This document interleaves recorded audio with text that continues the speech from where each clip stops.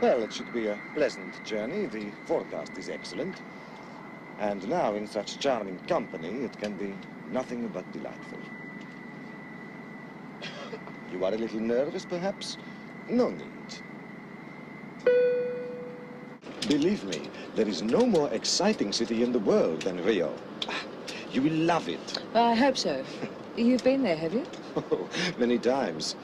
I am an airline director in Buenos Aires. My name is Roberto Contreras. Margaret. Just Margaret? Yes. I like a touch of mystery. Are you joining someone in Rio? No, I'm leaving somebody in Australia. The end of a love affair. Well, a new start in a new city. And a new friend to show it to you.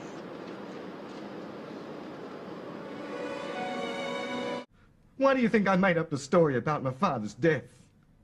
And the inheritance? And that Mrs. Cole business? Why do you think I did that, Mrs. Sutcliffe?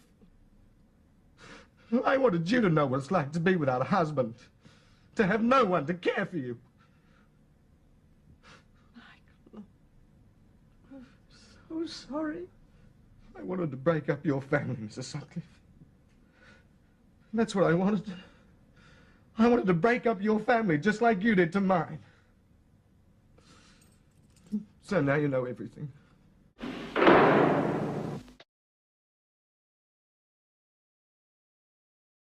Mr. Hopkins, have you any idea why Bryant would send a tape like that to you specifically?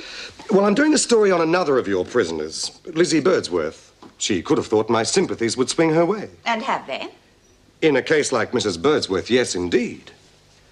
A 72-year-old woman with a bad heart, convicted years ago for something she didn't do. Now, tell me, can you see the justice in that? Her last conviction was for manslaughter.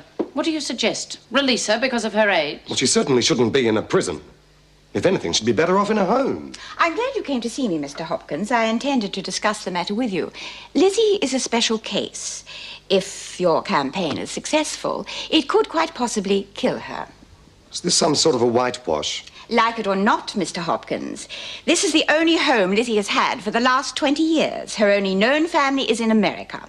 If she is released or put in a home, you could be sentencing her to a life of insecurity or loneliness. Where is the justice in that? And if you'd done your homework, Mr. Hopkins, you would know that when Birdsworth was released, she deliberately got herself in and out of trouble until they were forced to put her back in here. You see her as some sort of a plug for prisons, do you? We are not responsible for the women ending up in here, and we do try to rehabilitate them. In Lizzie's case, it has not been easy.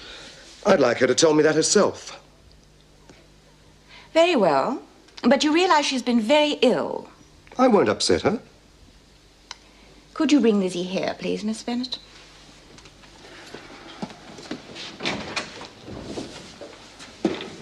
Now, about this interview for this evening's program. Will you do it?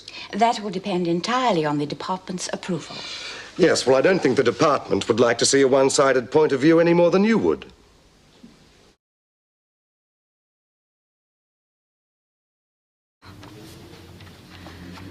Bob, you've been such a wonderful support to me for so long. I really wouldn't have coped without you to turn to. But now, I'm on my own. The law says I must pay for what I did, and I don't mind. Linda's not hurting anymore. And that's what's important. Alan. G'day, Bob. Oh, it's good to see you. How are you, love? Oh, what a waste of a trip that was. Here, put your feet up, mate. I'll grab us a couple of beers. No.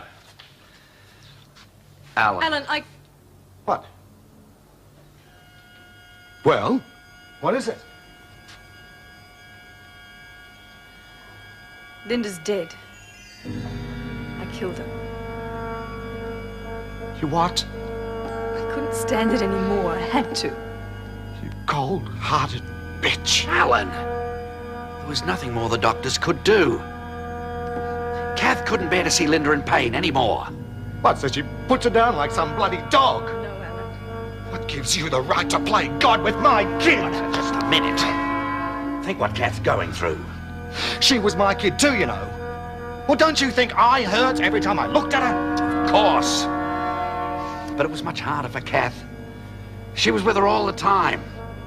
You were away so much you didn't see what Linda was going through day after day. Kath! Number 2 Davis Street.